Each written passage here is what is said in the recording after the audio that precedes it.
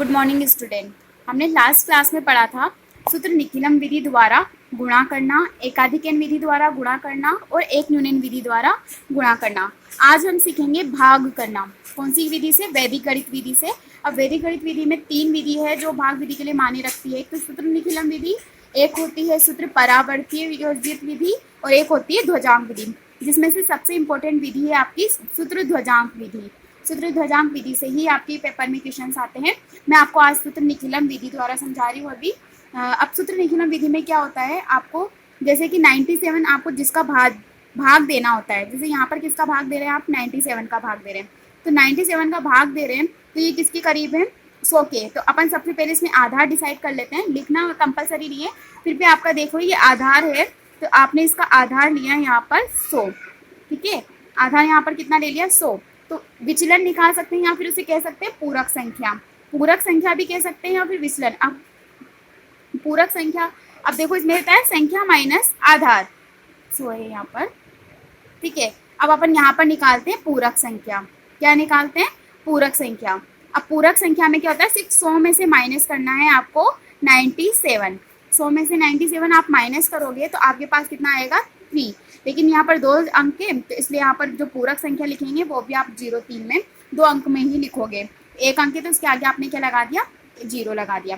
ठीक है, आपके पास आधार लिया, उसके बाद आपने पूरक संख्या निकाली। अब पूरक संख्या कैसे निकालते हैं? जो आपने आधार लिया उसमें से आपको संख्या को घटाना होता है। ठीक है, उसके बाद अब देखो, अब आते हैं भाग करने की मेथड पर। तो भाग करने के मेथड में क्या होता है, अपन इधर लेफ्ट साइड में यहाँ तो लिखते हैं 97। ठीक है, जिसका अपन भाग दे रहे हैं। उसके बाद ये 3 सेक्शन बना देते हैं, 1 2 3। अब इसमें क्या नंबर्स आएंगे, इसमें क्या नंबर्स आएंगे वो हम डिसाइड करेंगे हमारे आधार पर।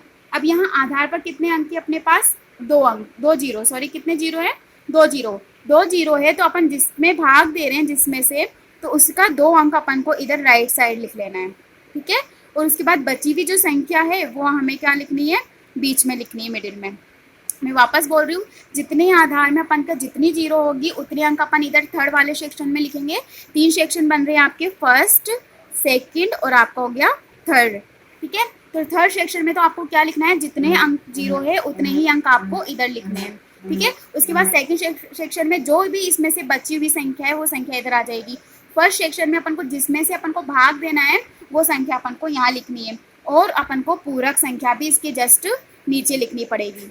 कौन सी विधि है ये? सूत्र निखिलम विधि से। अब अपन ने पूरक संख्या भी लिख दी है। ठीक है, अब उसके बाद इसमें क्या होता है, पूरक संख्या में होने को तो ये भाग विधि है पर अपन को इसमें मल्टीप्लाई करना होता है। अब देखो यहाँ पर 03 को 3 से मल्टीप्लाई करना होता है। देखो ये फर्स्ट वाला जो नंबर है, फर्स्ट वाले नंबर को तो अपन एज इट इज यहाँ पर ऐसे का ऐसा लिख देते हैं। ठीक है, मल्टीप्लाई करके।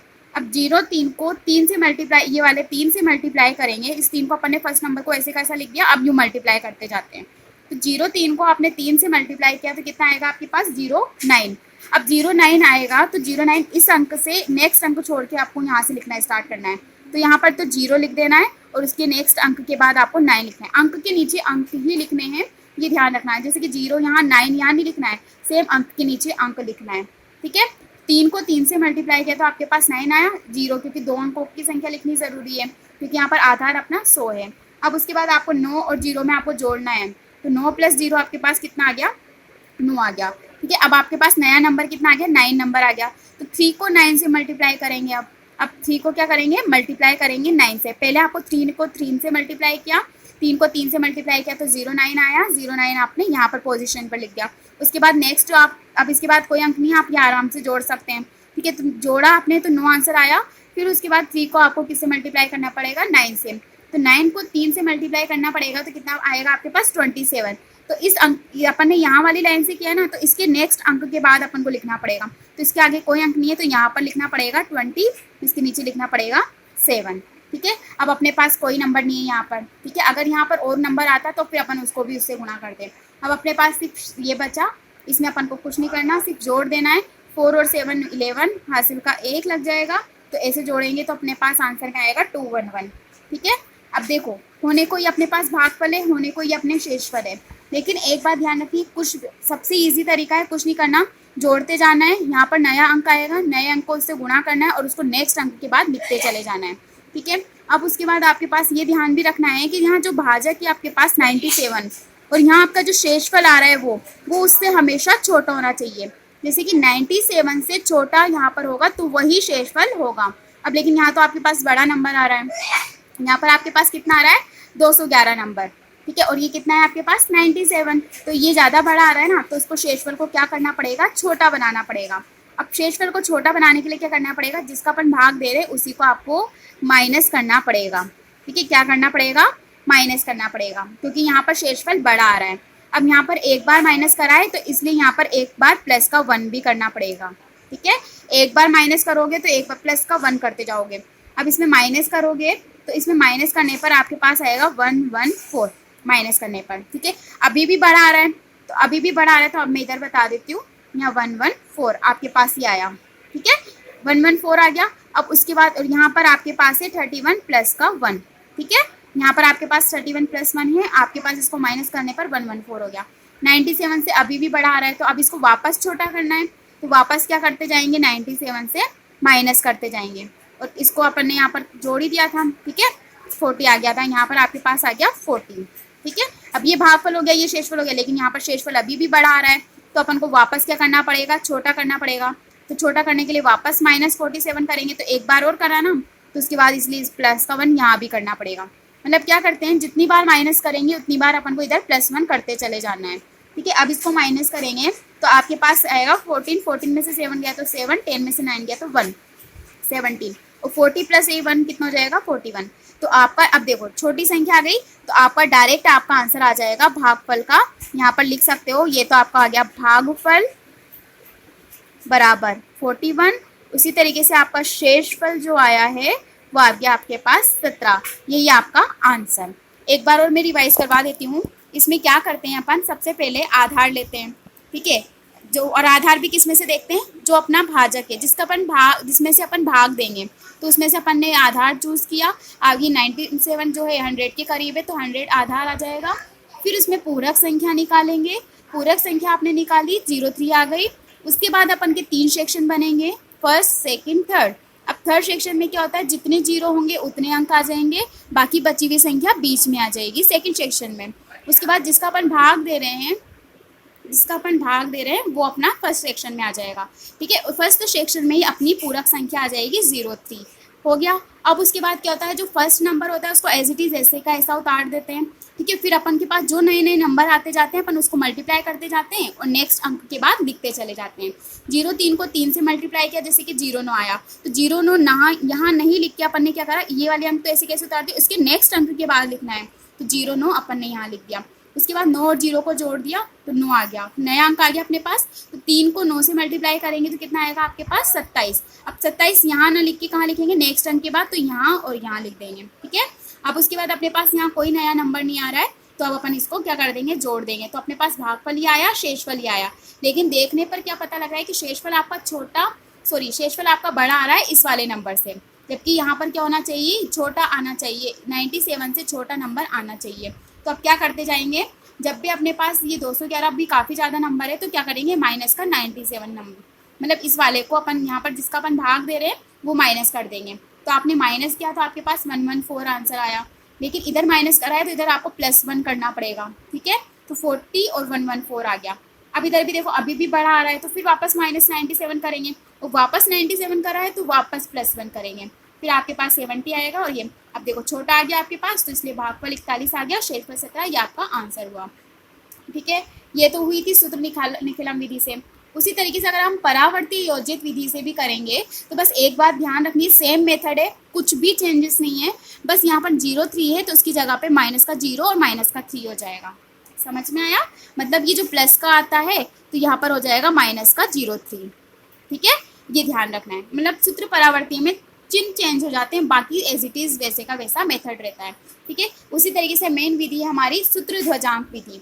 सूत्र ध्वजांक विधि में आप देखते हैं कि सूत्र ध्वजांक विधि में क्या करते हैं, तो जैसे कि अपने पास ये संख्या दे रखी है, अब सूत्र ध्वजांक विधि में हमें देखना पड़ता है, ध्वजांक भी देखना पड़ता है, मुख्यांक भी देखना पड़ता है। तो जो इकाई का अंक रहता है जैसे कि 1, तो ये तो हमारा हो जाता है ध्वजांक, ये तो होता है हमारा ध्वजांक 1, और उसी प्रकार हमारा मुख्यांक जो होएगा वो हमारे पास आएगा 9, ठीक है। ध्वजांक 1, मुख्यांक 1, हमेशा इकाई वाला जो अंक रहता है जिसमें से अपन भाग दे रहे हैं उसका इकाई का अंक जो है 91 है। जैसे कि यहाँ पर जिसका भी अपन भाग दे रहे हैं उसमें से इकाई का अंक जो ध्वजा होता है वो तो होता है ध्वजांक, और जो नेक्स्ट अंक होता है वो होता है मुख्यांक। ठीक है, अब अपन इस कैसे मेथड करते हैं, तो इधर वही सेक्शन बनेगा, जैसे कि अपने पास ये सेक्शन बन गया। ठीक है, अब यहाँ पर देखो ध्वजांक अपन पहले लिखते हैं, फिर मुख्यांक जस्ट उसके बाद लिखते हैं। यहाँ पर ध्वजांक कितने अंक का है, 1 अंक का, इसलिए यहाँ पर सिर्फ ओनली 1 अंक ही लिखेंगे। अगर यहाँ 3 नंबर्स आ जाते तो यहाँ ध्वजांक अगर अपन ने 2 अंकों का लिया हुआ होता तो यहाँ पर कितने अंक आते, फिर आपके पास 2 अंक आते।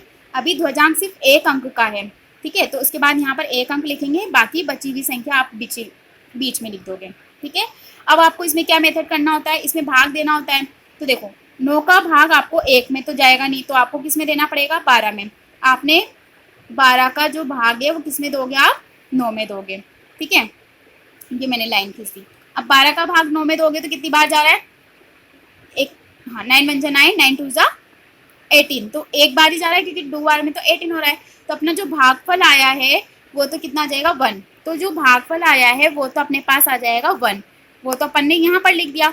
लेकिन शेषफल कितना बचा है, देखो 9 1 जा 9, फिर उसके बाद 12 पूरा होने में कितना बच रहा है, तो 10 11 12, कितना शेषफल बच रहा है, 3। आप भाग देके देखोगे तो आपको पता लग जाएगा कि भागफल कितना आ रहा है, शेषफल कितना आ रहा है।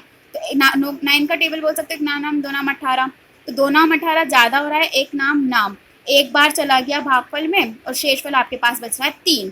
तो शेषफल जो बचता है वो आपको लिखना होता है नेक्स्ट अंक के जस्ट नीचे। 12 का भाग दिया था, उसके नेक्स्ट अंक वाला जो है उसके नीचे जो शेषफल बचा हुआ है वो आपके पास हो जाएगा। अभी कितना हो गया आपके पास, 33। तो आपका जो नया भाज्य है, आपको ऐसे ही सेम मेथड करना पड़ेगा। आपका जो नया भाज्य है वो आपके पास आ जाएगा 33। अगर आपके पास नया भाज्य जो आ जाता है उसमें आपको निकालना पड़ता है एक संशोधित भाज्य। क्या निकालना पड़ता है आपको, संशोधित भाज्य। अब संशोधित भाज्य में क्या निकालते हैं, इसका फॉर्मूला होता है। संशोधित भाज्य में क्या होता है, जो नया भाज्य आया है उसमें आपको माइनस करना है जो आपका पहले वाला जो भागफल है उसको किससे मल्टीप्लाई करना है, ध्वजांक से। तो माइनस का 33 ये नया भाज्य, माइनस भागफल इनटू ध्वजांक। अब ध्वजांक 1, मैं एक बार सूत्र भी लिख देती हूँ। क्या होता है संशोधित भाज्य का फॉर्मूला, तो होता है ये नया भाज्य, जो भी आपका नया भाज्य बना है, फिर इसके बाद माइनस, फिर जो भी आपका पहले वाला जो भागफल आया है वो भागफल, फिर इनटू, और ये आ जाएगा आपका ध्वजांक। ये आपका फॉर्मूला होता है भागफल जो जस्ट पहले वाला। अभी यहाँ पर अपने सिर्फ एक ही भागफल आया है इसलिए 1 इंटू, और ध्वजांक आपका 1 है इसलिए यहाँ पर 1। अब आप इसमें माइनस करोगे तो 33 माइनस 1 आपके पास सोल्व करोगे तो आपके पास 32 आ रहा है। ठीक है, अब आपके पास जो संशोधित भाज्य आया है वो कितना आया है, 32। तो नेक्स्ट आप जो 32 में अब आप भाग दोगे किसका, वही 9 का भाग, आपको सिर्फ 9 का ही देते हुए चले जाना है। ये एक प्रोसेस समझ में आ जाए अगर, तो आपको जो सारे सेम मेथड है सेम ऐसे कैसे ही होंगे। फिर वही आपको भागफल निकालना है, ठीक है, और वही आपको शेषफल निकालना है। अब भागफल इसका क्या हो जाएगा, 9 की टेबल बोलनी है जब तक कि 32 नहीं आ जाए।